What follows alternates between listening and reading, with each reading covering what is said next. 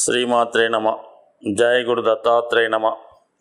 ఈ వీడియోలో మనం జూలై 7వ తారీఖు నుంచి 13వ తారీఖు మధ్యలో జరగబోయే వార ఫలాలు ఏ విధంగా ఉండబోతున్నాయి అని తెలుసుకోవడంలో మరి ఈ వారం యొక్క గ్రహస్థితి ఏ విధంగా ఉండబోతుంది అని పరిశీలించినప్పుడు యాజిటీజ్గా రాహు మీనరాశిలో సంచరిస్తూ కుజుడు సుమారుగా ఈ వారం 12వ తారీఖు వరకు కూడా మేషరాశి అందే సంచారం చేయడం జరుగుతూ ఉంటుంది.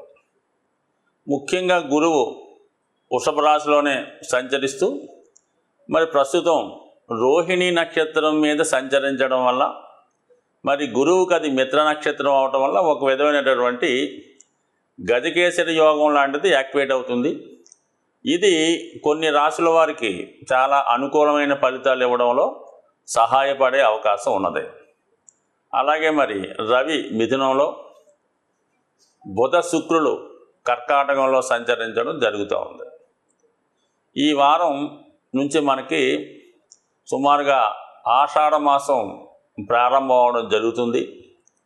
మరి ఆషాఢ మాసంలో అమ్మవార్లకి, స్త్రీ దేవతలకి చాలా ఇష్టమైనటువంటి నెల.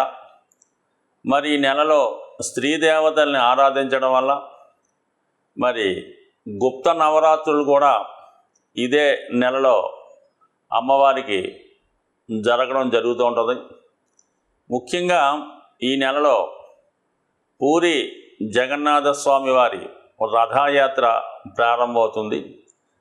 ఎవరైతే ఈ రాబోయే శ్రావణ మాసంలో కానీ రాబోయే కార్తీక మాసంలో వివాహం కొరకు ఎదురు చూస్తున్నారో, ఇంకా వివాహం జరగకుండా, వివాహం నిశ్చయం అవ్వకుండా సంబంధాలు అటు ఇటుగా ఊగిసలాడుతున్న వాళ్ళకి, అలాగే ముఖ్యంగా వివాహమై 2-3 సంవత్సరాలు అయినా కూడా ఇంకా సంతానం కలగకుండా ఉన్న వాళ్ళకి ఒక అద్భుతమైనటువంటి ప్రత్యక్ష రెమెడీ మరి మీకు ఈ నెలలో మాత్రమే అవకాశం కలుగుతుంది. కాబట్టి మరి ముఖ్యంగా ఈ పూరి జగన్నాథ స్వామి వారి రథయాత్ర మనకి జరుగుతుంటుంది. అవకాశం ఉన్నవాళ్ళు ప్రత్యక్షంగా వెళ్ళి దర్శించుకోవడం వల్ల కానీ, లేదా పరోక్షంగా టీవీలో లైవ్ ప్రోగ్రాం వచ్చినప్పుడు దాన్ని విజువల్గా మనం అక్కడ ఉన్నట్టుగానే భావించి, అక్కడ ఆ జనాలు మనం కలిసినట్టు భావించి, ఆ రథాన్ని మనమే లాగుతున్నట్టు భావించి, ఆ విధంగా మిమ్మల్ని మీరు ఊహించుకొని అక్కడ ఉన్నట్టు ఊహించుకుంటే కంపల్సరీగా మీకు మళ్ళా వచ్చే రథయాత్ర దాకా కూడా వెయిట్ చేయక్కలేదు. ఇంచుమించుగా మీకు చాలా వరకు వివాహ సంబంధించిన విషయాల్లో ఉన్నటువంటి సమస్యలు తొలుగుతాయి. అలాగే సంతానానికి సంబంధించినటువంటి విషయాల్లో కూడా మంచి అనుకూలత ఏర్పడుతూ ఉంటుంది. అయితే కొంతవరకు మరి ఈ వారం నుంచి ఈ గురుమౌఢ్యం, శుక్రమౌఢ్యం కూడా వెళ్ళిపోతున్నాయి. కాబట్టి వివాహాలైతే మన ఉభయ ఆంధ్ర ప్రాంతాల్లో చేసుకోవడం కుదరదు, కానీ కొన్ని శుభకార్యాలు లాంటి, అంటే మరి వివాహానికి సంబంధించిన వరకు అయిన పెళ్లి చూపులు లాంటివి కానీ, మాట ముచ్చట చేసుకోవడం కానీ చేసుకోవచ్చు. అయితే సాధ్యమైనంత వరకు వ్యాపార ప్రారంభాలు, ఇంకా విద్యా ప్రారంభాలు, ఏదైనా విద్యా సంస్థ ప్రారంభాలు లాంటివి చక్కగా చేసుకోవచ్చు. ఇంకా దాని తర్వాత మీకు వచ్చే శ్రావణ మాసంలో వివాహ ముహూర్తాలు, గృహప్రవేశ ముహూర్తాలు, సమస్త ముహూర్తాలు కూడా మీకు ఉండే అవకాశం ఉంటుంది. కాబట్టి ఈ నెలలో కొంతవరకు కూడా ఇల్లు మారడం అలాంటి కార్యక్రమాలు చేసుకునే అవకాశం ఉంటుంది. అవకాశం ఉన్న వాళ్ళు చేసుకోవడం మంచిది. కన్యారాశి వారికి ఈ వారం గ్రహాలన్నీ కూడా చాలా అనుకూలంగా ఉండడం జరిగింది.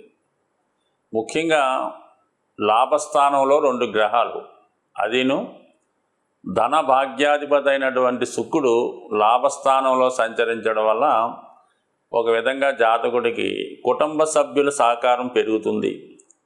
తన వ్యక్తిగత సామర్థ్యంతో ధనం సంపాదించే అవకాశం పెరుగుతుంది. ఒక విధంగా అదృష్టం కలిసి వస్తుంది. అంటే భాగ్యస్థానం యాక్టివేట్ అయినప్పుడు, భాగ్యాధిపతి లాభస్థానంలో ఉన్నప్పుడు జాతకుడి యొక్క సామర్థ్యం వల్ల, అతను చేసినటువంటి పుణ్య కార్యక్రమాల వల్ల మంచి ఆదాయం రావడం జరుగుతుంది. అంటే ఆదాయం అనడం కన్నా తనకి ఏదన్నా మనసులో ఉన్నటువంటి కోరికలు ఉంటే అవి నెరవేరే అవకాశం ఉంది. అటువంటి శుక్ర బుధులు లాభస్థానంలో సంచరించడం వల్ల శుక్రుడు వల్ల ముఖ్యంగా స్త్రీల ద్వారా లాభం కలుగుతూ ఉంటుంది. అది వివాహం ద్వారా మీకు వివాహం నిశ్చయం అవ్వచ్చు, లేదంటే మీ భార్య ద్వారా మీకు ఏవైనా ఆర్థిక సహకారం కానీ ధన సహకారం కానీ రావచ్చు. లాభస్థానం మరి ఫ్రెండ్స్కి కూడా చెప్తుంది కాబట్టి అలాగా బాగా చదువుకున్నటువంటి మంచి హోదా కలిగినటువంటి మీ స్నేహితురాళ్ళు ఎవరైనా ఉంటే వాళ్ళు మీ యొక్క అభివృద్ధికి సహకరించే అవకాశం ఉంది. అది ఒక విధంగా మాట సాయం అనుకోవచ్చు ఈ విధంగా. అలాగే మీ కుటుంబ సభ్యుల్లో ఉన్నటువంటి స్త్రీలు కూడా, ఎందుకంటే ధనాధిపతి లాభస్థితి కాబట్టి మీ కుమార్తె మీ కోడలో ఈ విధంగా మీకు వాళ్ళ సహకారం లభించే అవకాశం ఉంది. అలాగే ఉన్నత విద్య అవకాశాలు ఎక్కువగా ఈ రాశి వారికి ఈ వారం రావడం జరుగుతూ ఉంటుంది. బుధ శుక్రులు కలిసినప్పుడు కంపల్సరీగా జాతకుడు ఉన్నత విద్య కొరకు ప్రయత్నం చేస్తాడు, లేదంటే ఏదో కొత్త కోర్సు నేర్చుకోవడం కానీ, వ్యాపార సంబంధించినటువంటి టెక్నిక్లు మెలకువలు తెలుసుకోవడం, కంప్యూటర్ సంబంధించినటువంటి శాస్త్రాన్ని అభ్యసించడం, ఇవన్నీ కామన్గా చేస్తూ ఉంటాడు. అదే కొద్దిగా ఈ సినిమా మీడియా టీవీ రంగంలో ఉన్నవాళ్ళు ఖచ్చితంగా వాళ్ళ యొక్క సామర్థ్యాన్ని పెంచుకుంటారు.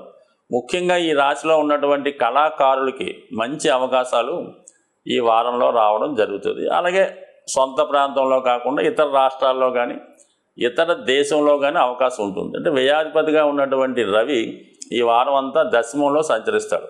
సో దానివల్ల మీ యొక్క పేరు ప్రతిష్టలు ఆ నోట ఇతర రాష్ట్రాలకి ఇతర దేశాలకు కూడా వ్యాపించి వాళ్ళు మీలో ఉన్నటువంటి టాలెంట్ని గుర్తించి వాళ్ళు ఉపయోగించుకునే విధంగా మీకు మంచి అవకాశాలు రావడం, మీరు కూడా ఆ అవకాశాన్ని సద్వినియోగం చేసుకొని మీలో ఉన్నటువంటి టాలెంట్ రుజువు చేసుకోవడం, ఇవన్నీ కూడా మీకు మరి ఒక విధంగా ఈ వారం అంతా కూడా మీకు 10-11 స్థానాలు యాక్టివేట్ అవ్వడం వల్ల జాతకుడికి వృత్తిపరంగా వ్యక్తిగతంగా అనుకూలంగా ఉంటుంది.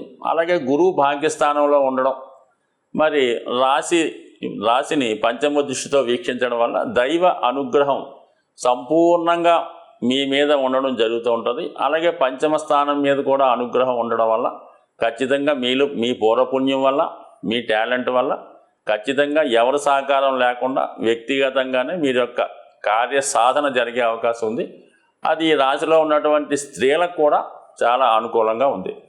అయితే ఈ వార ప్రారంభంలో ఇంచుమించుగా 11-12 తారీఖుల వరకు అష్టమ స్థానంలో ఉన్నటువంటి కుజుడు ఒక విధంగా కొన్ని ఇబ్బందులు చేయదాకా వచ్చిన అవకాశాన్ని చేయిజారిపోయే విధంగా కలిగే అవకాశం ఉంది. మీరు కూడా సరైన నిర్ణయాలు తీసుకోలేకపోవడం వల్ల కూడా కొన్ని అవకాశాలు పోగొట్టుకునే అవకాశం ఉంటుంది. మరి మీరు ఈ వారం చివరిలో కుజుడు కూడా భాగ్యస్థానంలోకి రావడం వల్ల ఒక విధంగా కంపల్సరీగా ప్రయాణాలు ఎక్కువగా చేయవలసి వస్తూ ఉంటుంది కాబట్టి దీన్ని సద్వినియోగపరచుకోండి. వార ప్రారంభంలో మాత్రం మరి తొందరపాటు కార్యక్రమాల్లో పాల్గొనడం కానీ, వాహనాలు వేగంగా నడపడం కానీ, అటువంటి వేగంగా నడిపే వారి వాహనాల్లో మీరు ప్రయాణం చేయడం కానీ, మీరు కూడా సాహస వృత్తుల్లో కాకుండా చాలా స్మూత్గా వ్యవహరించడం మంచిది. ముఖ్యంగా కొద్దిగా ఏజ్లో పెద్దగా ఉన్నవాళ్ళు మరి వాళ్ళు రోడ్డు దాటినప్పుడు బాత్రూంలోనూ జాగ్రత్తగా ఉండడం మంచిది. ఇంచుమించుగా ఈ వారం అంతా అనుకుందాం, దాని తర్వాత మళ్ళీ పెద్ద పర్వాలేదు. అయితే గురువు యొక్క అనుగ్రహం ఉంది కాబట్టి దాన్ని పెద్ద సమస్య చిన్నదిగా పోయే అవకాశం ఉంటుంది. బట్ ఏదైనా ఈ రాశి వారికి ఈ వారంలో ఏదో ఒక మంచి అద్భుతం జరిగే అవకాశం ఉంది. ముఖ్యంగా మనకి ఈ వారంలోనే ఆషాఢ మాసం ప్రారంభం అవడం జరిగింది. దాంతో మించుమించుగా మనకి ఈ నెల 15-16 తారీఖులతో ఉత్తరాయణం కూడా కంప్లీట్ అయ్యి దక్షిణాయనం ప్రారంభం అవుతుంది. సో ఈ కారణం వల్ల ఏంటంటే ఈ ఆషాఢ మాసంలో ఎవరైతే ముఖ్యంగా ఆర్థికపరమైన ఇబ్బందుల నుంచి బయటపడదాం అనుకున్న వాళ్ళు ఎక్కువగా మీరు గ్రామ దేవతని ఆరాధించవలసి ఉంటుంది. అంటే కేవలం ధన విషయమే కాకుండా కుటుంబపరమైన సమస్యలు, వివాహపరమైనవి, సంతానపరమైనవి, ఏదన్నా మనకి ఈ ఈతి బాధలు చెప్పుకోలేని కష్టాలు ఉన్నప్పుడు వీలైతే మీరు ఈ ఉత్తరాయణం అంటే మనకి 16వ తారీఖు జూలై లోపులోనే ఏదైనా మీకు ఖచ్చితంగా గ్రామ దేవత అయి ఉండాలి. ఒక్కొక్క ప్రాంతానికి ఒక్కొక్క గ్రామ దేవత ఉంటారు. వాళ్ళకి సాధారణంగా ఆషాఢ మాసంలోనే అది వాళ్ళకి సంబరాలని తీర్థాలని జరుగుతుంటాయి కదా. మరి అటువంటి వాళ్ళు ఏదన్నా ఉంటే మరి ఈ నెల 16వ తారీఖు లోపల ఖచ్చితంగా గ్రామ దేవతని ఆరాధించి వాళ్ళకి తగు విధంగా నైవేద్యాలు చెల్లించి, కొంతమంది బోనాలు అంటారు, కొంతమంది నైవేద్యాలు అంటారు. అది ఒకటి ఆంధ్ర, ఒక విధంగా తెలంగాణ విధంగా ఉంటుంది. కాబట్టి మీకు తోచిన విధంగా వీలైతే వాళ్ళకి పసుపు కుంకాలతో సత్కరించి ఏదైనా ఒక నైవేద్యాన్ని సమర్పించడం వల్ల ఖచ్చితంగా మీకు ఈ పనుల్లో విజయం వహించే అవకాశం ఉంది. కుటుంబ సభ్యుల మధ్య సఖ్యత ఏర్పడుతుంది. ఇది ఉత్తరాయణంలో చేసుకుంటే మంచిది. దక్షిణాయనం అన్నది ఏంటంటే ఒక విధంగా విజయాన్ని ఆశించేవాళ్ళు, ఏదన్నా కోర్టు కేసుల్లో సక్సెస్ కావాలనుకున్న వాళ్ళు, కొత్తగా పదవి కావాలనుకున్న వాళ్ళకి దక్షిణాయనంలో మీరు ఈ విధంగా ఈ స్త్రీ దేవతలను ఆరాధించి వాళ్ళకి సంబంధించినటువంటి ఆ గుడిలో ఉన్నటువంటి ఆచారాన్ని బట్టి ఏవైనా మీరు ఏదన్నా మరి ఈ కూష్మాండ బలో ఇలాంటి కూరగాయలతో సంతృప్తిపరచడం, ఇవి చేయటం వల్ల మీకు ఈ కోర్టు సమస్యలు ఇలాంటివి ఏమైనా ఉంటే సాల్వ్ అయ్యే అవకాశం ఉంది. మొత్తం మీద ఏంటంటే ఈ నెలలో స్త్రీ దేవతల్ని, అమ్మవారిని ఆరాధించడం వల్ల చాలా వరకు స్త్రీలకి సౌభాగ్య యోగాన్ని, మగవారికి మరి వారికి అన్ని రకాలకు కావాల్సినటువంటి విజయాన్ని వచ్చే అవకాశం ఉంది. స్వస్తి.